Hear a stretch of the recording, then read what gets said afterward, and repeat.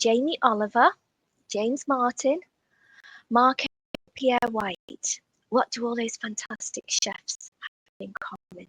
Well, they all also live with dyslexia. And today, I think we've got a new name that we can add to that list. It's the fantastic chef, Nick Jaye. And he's going to talk to us all about his fantastic book. And I love this title, Deliciously Dyslexic. But before we get into that, I just want to say hi, everyone. It's fantastic to have your company, as always, for another great edition of Let's Talk. My name's Donna Stevenson.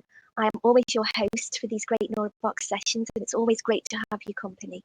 I've got shoulder length brown hair, and I'm wearing a white Neurobox t-shirt. But as I said, it's not about me, it's about our fantastic guest, Nick Jaye. So Nick, thank you so much for joining us. Hello there. Hello, Donna. Thank you very much for having me on Let's Talk. It's a pleasure to be here. It's great to have you. And I am wearing no, go for it. I can see what you're wearing. It's brilliant. Don't want to miss this opportunity. I am wearing a t-shirt with some characters from my book. I've got a bald head and red glasses. Yeah, although we do need sunglasses. It's sunny today for a change, isn't it, Nick? But it's so lovely to have your company. I love that t-shirt, and you're going to show us your cookbook in a while. It's got some of those fantastic what are they? Kind of illustrations, I suppose. Is the way or to vegetable talk, people. Love it. Vegetable people, absolutely. I would love to hear about you and your journey with neurodiversity. So set the scene for us, Nick. Tell us a little bit about who you are and your journey with neurodiversity. I absolutely will. Well, I all started off really when I went to junior school. Quite a young age, I think 5 years old. And that's when you discover that you perhaps can't read as well, like me, can't write, can't punctuate, and can't keep up with the rest of the students. And at that point, I had no idea. I just thought that it's something I couldn't do. So without any help through my schooling, and I went to about 5 schools, life proceeded until eventually I could leave. I didn't like school apart from all my friends. And at 15 years old, I went off to get a job. And in those days, you could get a job without qualifications because I didn't have any in a state agency. And I started off there and built a property career for 40 years. However, I must point out that I had some ambitions when I was young, and all the way through my life, a dream to be a chef. And that's something that stayed with me. And eventually, when I got to my late 50s, 56, 57 years old, at 57, I qualified. I went back to school. I went to the White Pepper Chef Academy, and I qualified, took exams to become a professional chef. And then from there, I launched my business, Board Chef Nick Limited, and went on, and I am at the present moment in time catering for clients as a private chef, doing recipe development for companies, collaborations with top-notch restaurants in the area, and all those things together have brought me forward to be able to write a book, Deliciously Dyslexic. Yeah, brilliant. My goodness, Nick, what an inspiration you are. Because to overcome those barriers and then in this chapter of your life, to then start a whole new adventure is so inspirational. I'm sure it will really resonate with a lot of people who are listening to this. And I think we'll probably get into it a little bit more as we chat today. As you mentioned, and I said at the beginning as well, you are the creator of, and as I said, I love the title, Deliciously Dyslexic, which is a cookbook. Talk me through it. There it is. It's gorgeous with some of those vegetable people on the front. Tell me about the inspiration of it. Tell me what's in there. Well, talk me through it, Nick. I'd love to hear more. I'd love to tell you. When you go back to school, as I did in my late 50s, it's quite a daunting feeling knowing what's happened before. But over the 40 years during my commercial property life, I learned various strategies. Now, that's a tough word. Strategies to be able to cope and to be able to succeed with various tasks, like presenting, like doing speeches, writing, and getting and even reading certain things in the way in which I can read. So during my studies, the idea of a book, a cookbook, which was for dyslexics, for people that have perhaps some eyesight problems, or those that have difficulty reading, or for those that just love cooking, because my book has some fabulous photos. It's all designed specifically to be very visual, and the text is a size 16. I've got tinted backgrounds. It's justified to the left-hand side. All these little things that I used in my working life, I've put into here. And I had a award-winning photographer called Daisy May, who did all my fabulous photos. And what she also does is she does, if I can find one, she does, that is her there. She does photos that are quite unique, asking me to do various things, like put watercress on my head. And then we have a number of other things, you know, throwing the food in the air. It is a beautiful book. It's visually so beautiful. Thank you very much. It's inspirational to hear that one of the ways that the book is deliciously dyslexic, beyond the food that you're sharing with us and how we can cook it, is the fact that it's dyslexia-friendly in terms of, and neurodivergent-friendly, so it's truly inclusive. How you've presented, like you say, the written word in there, the step-by-step way to work the recipe. Could I just say, yeah, sure, one of the interesting things is that I wrote everything in the book, obviously. I'm the author of the book. By doing so, it's the first book that I've read cover to cover. Now, I haven't read it all the way through in one go, which I wouldn't want to do and probably couldn't do. But because I've read every section, it's become the first book that I've ever read, because normally I only read sections from books, or from, it's quite important to me because of that. Yeah. And what an insight, Nick. Did the younger version of you ever think that the first book you would ever read would be your book that you've written?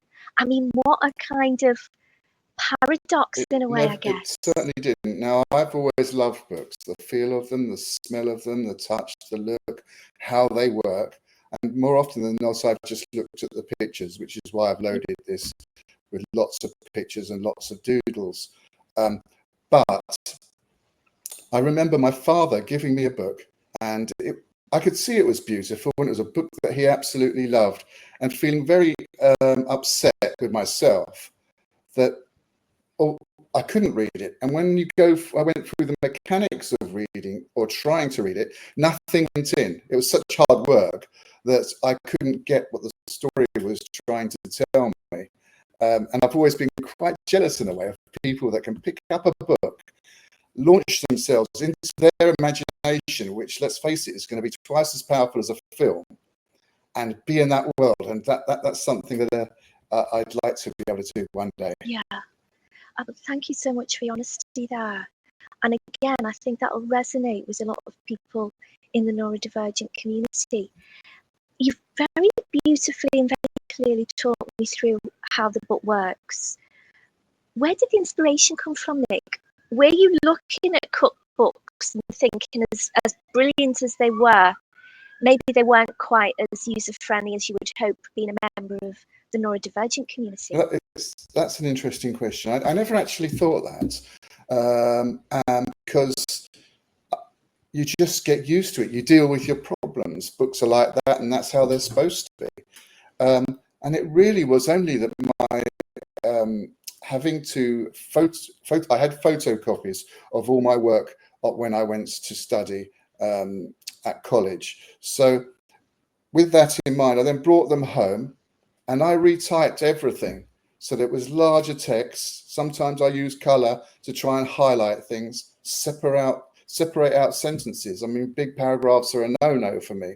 A whole page would terrify me. So we were little sentences. And so the inspiration for the book was really very much a case of that's something I'd like to see on the shelves. I can't find anything else quite like it. I love photos, I love colours, and my favourite colour is orange, and it just migrated from there really. And I learned a very important lesson while writing the book, and that is that at first I thought I could do it all myself. I could design it, I could write it, I could punctuate it. Writing it, fine, no problems.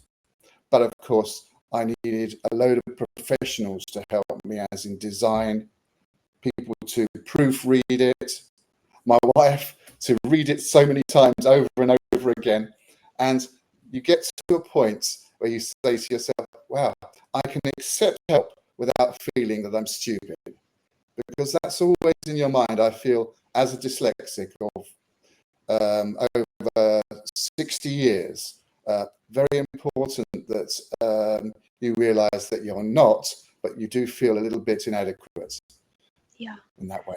And again, thank you so much for your honesty, because I think that will really resonate with people listening to this. So the book had almost a hidden gift to you in terms of teaching you the importance of teamwork, and like you say, not to feel that working those ways with other folks would take away from you in any way. It actually just makes you a lot stronger, I think, as a neurodivergent person. So that's absolutely true. It gives me so much, and it's given me things that I didn't expect, which was the opportunities to talk to schools, which I do now, dyslexic schools, just schools that aren't dyslexic, that just have departments.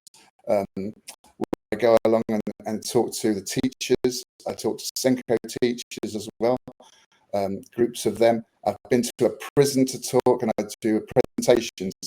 And to have that opportunity, and young adults at technical colleges, is absolutely fantastic. I've had some lovely responses privately from students on Instagram that have sent various comments, and that is a wonderful thing for me. And so I'm very, very happy to go and talk to people and do presentations to really let them know that they've got a gift. Everybody has a gift. We all need to find it, and nobody, absolutely nobody, is stupid. Everybody has got something really special to offer, and that's one of what's the key to my book and presentations as well. Well, Nick, I follow you on media, and your work is truly inspirational. So thank you for what you're doing, spreading the word, as well as this, love of creation around food as well. It's so important. I started our chat by giving a list of chefs. At the roll call was Jamie Oliver, and he is been in the news a lot, certainly this year. I mean, he talks a lot about dyslexia anyway, but particularly at the moment, because he's really trying to raise awareness around dyslexia, and he's had visits to Parliament and with our Education Secretary as well. I'd love to hear your insights as somebody who, is well underway in your journey around living with dyslexia. What do you think we need to do early to try and make our society more dyslexia friendly?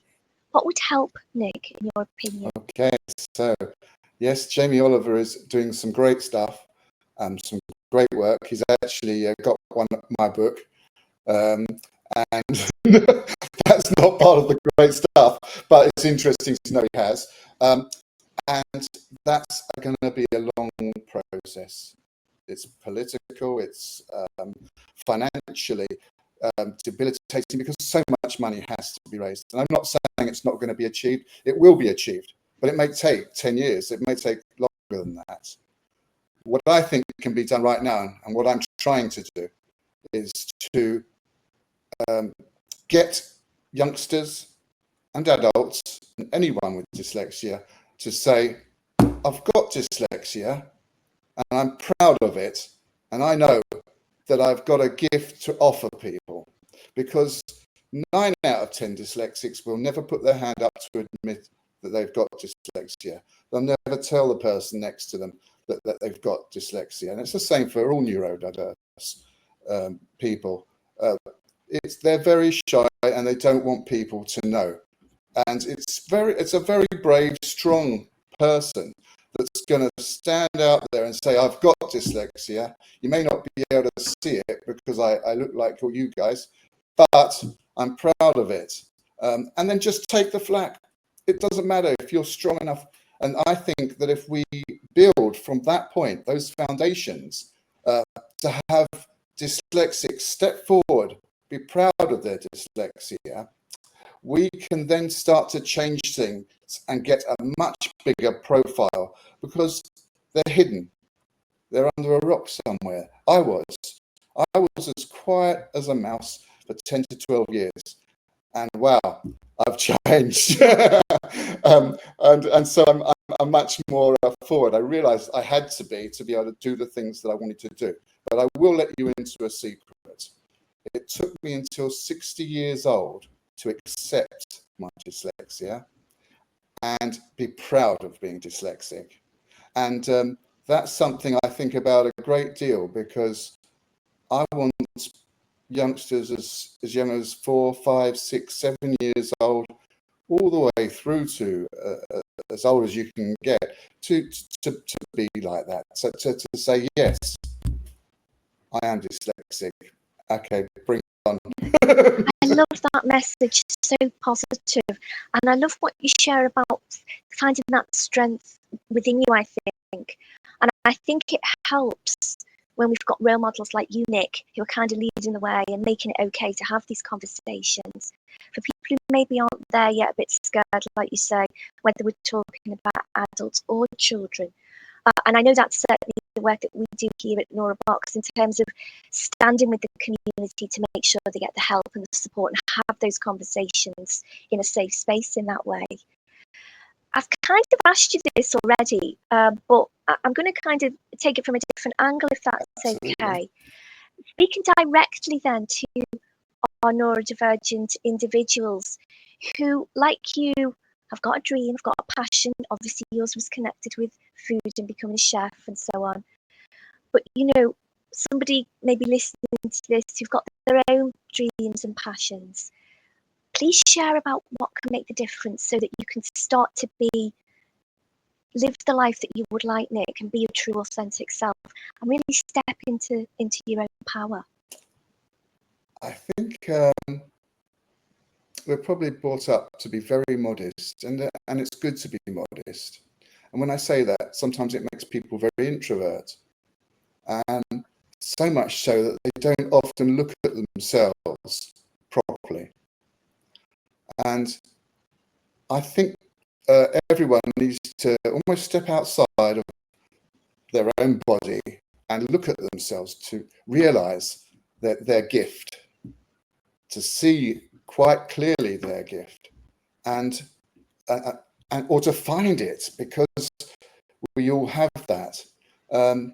So really, I'd go up to that person, or to the small me that used to sit in the classroom at the back, because that's where we were put, and just stand there and say, do you know what? That's fantastic. I mean, there's a passage in my book, and it's all written in a dyslexic way. It's not spelled correctly. There's no punctuation. And that's the way I write. And it's up and down. There's capital letters and small letters. But do you know what? You can understand what I've written. Don't dare put a line through it and give me 0 out of 10 and scoff at me, because that deserves 5 out of 10 at least. And all most people need is just one word of encouragement, just one, and it goes so far. And people should be not to withhold that. Teachers or anybody in that sort of position that's dealing with children or adults, dyslexic or not, give out that encouragement.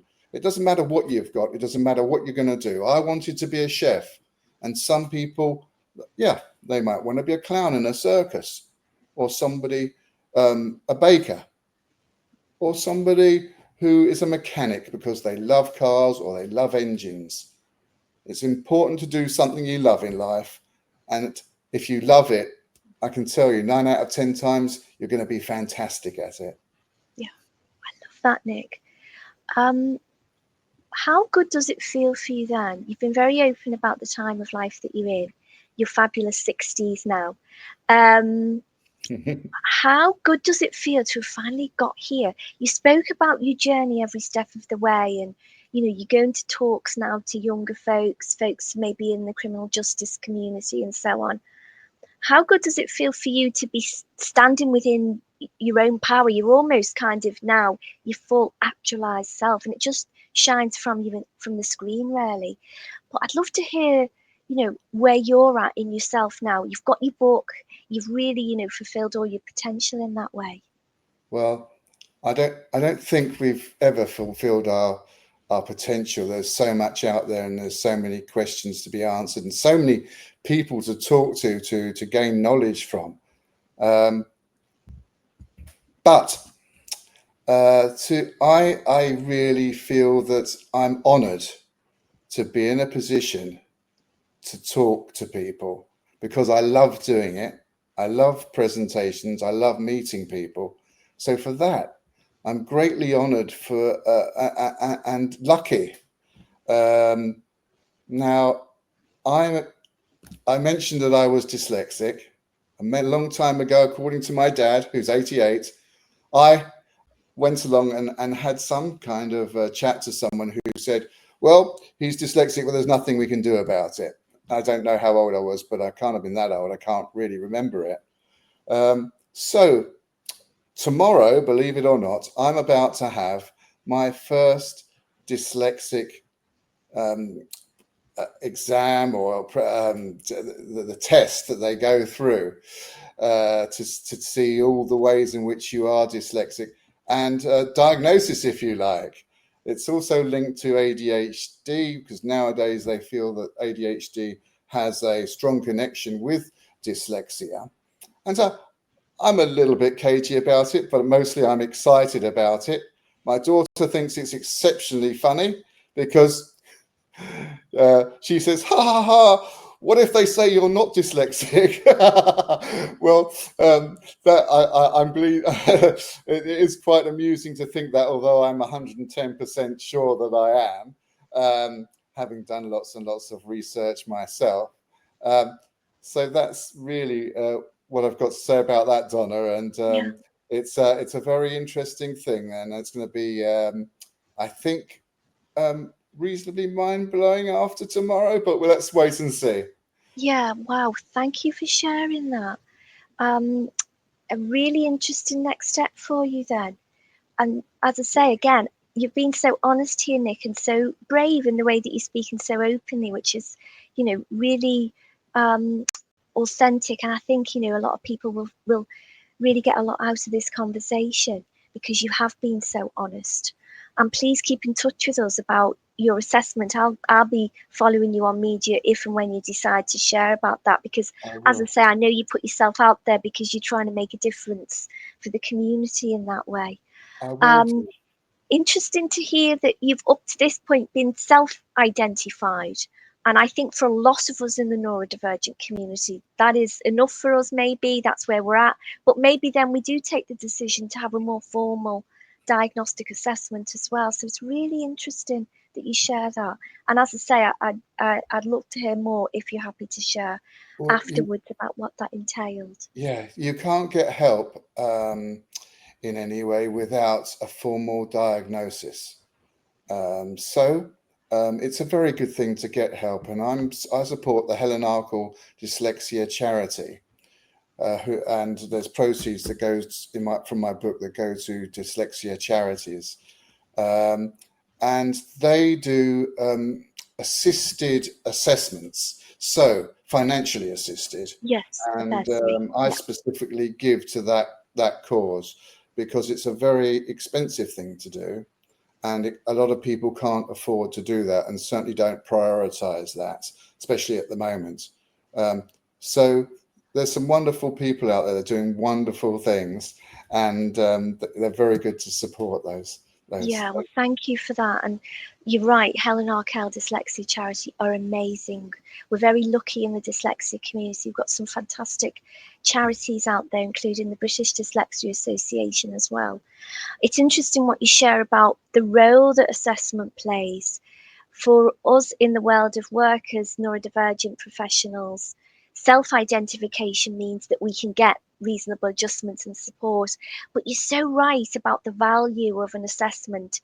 If we can go forward and have an assessment in some way, I think it can really help us to feel that we know ourselves better, make sure that any help that we do receive is even more, tailored to what we may need it to be as well. So it's a really interesting time, I think, here in the UK about the role of assessments and so on with education, but also in the world of work as well. So again, thank you for sharing that. It's so insightful.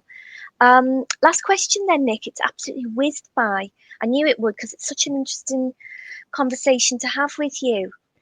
Any closing thoughts that you'd like to share with people who are listening then? I'm going to ask you in a minute about where we can get your book, and I'm also going to ask you about where we can keep in touch with you. But beyond that, any closing words for those who are listening to this brilliant conversation? Well, I guess I've talked about it all the way through, but I would just like to say to everybody out there, whether you're neurodivergent or you're dyslexic, or if you're having a hard time or you're not very confident about something, you are special, that you can do special things, that you need to just take some time to yourself to see those things, and just to recognize that because someone may call you something that you don't particularly like, or tell you that you can't particularly do something that you want to do, try and focus because you can. Don't listen to those sort of negative comments. Concentrate on the positive and go forward from there. And then I think you'll flourish and enjoy your working life and find it more fruitful, because often those little comments can veer someone off a path into something they don't really like, they don't really want to do, and they never quite get back. The other point is, it's never too late. I'm 61 years old now, and quite frankly, if you want to change to do something you'd rather do, do it. If you do everything you can to achieve your dream. Love it. Absolutely love it, Nick. Thank you so much. The positivity just shines from you. It's so inspirational. If people also want to reach out to you feeling equally inspired, where can we find you, Nick? Obviously, this conversation's on LinkedIn, so people can find you on LinkedIn. But beyond LinkedIn, where are you at on social media and so on? Well, if you look for my name, Nick Jaye, Bald Chef Nick, or Deliciously Dyslexic, everything pops up on Google. But there are two websites that you can find out more about me and more about the book, and be able to purchase it. And that's www.deliciously-dyslexic.com. That's for the book. And if you're interested in about all the chefing things that I do and the food I create, it's www.baldchefnick.co.uk. Apart from Brilliant. that, the book's available on Amazon, and as everybody always says, all good bookshops. Yeah, love it. And show us the cover again, Nick. And like you Here it is. say, you are brilliant. It's so wonderful. And also, thank you. The proceeds, some of the proceeds going towards a great cause as well to support the community. That's correct. Nick, more power to you. You are a remarkable human being. You are so inspirational. And I hope this is just the beginning of many, many new adventures supporting our community. So thank you. That just leaves me to thank everybody who is listening as well. Wasn't Nick a brilliant, brilliant guest? And I kid you not, I can see his name starting to appear increasingly alongside those other very eminent chefs who've also neurodivergent as well. So, as always here at Let's Talk, we love bringing you really inspirational guests. Today has been no different. Nick, just to say goodbye one last time, so thank you so much, Nick. Thank you, Donna. Thank you, Neurobox, and for being so professional. That's absolutely fantastic. Thank you. Oh, we love to hear that. Well, thank you, Nick. And as I say, more power to you. And thank you, as always, to all our listeners. We hope you have enjoyed this conversation. Until next time, take care, everyone.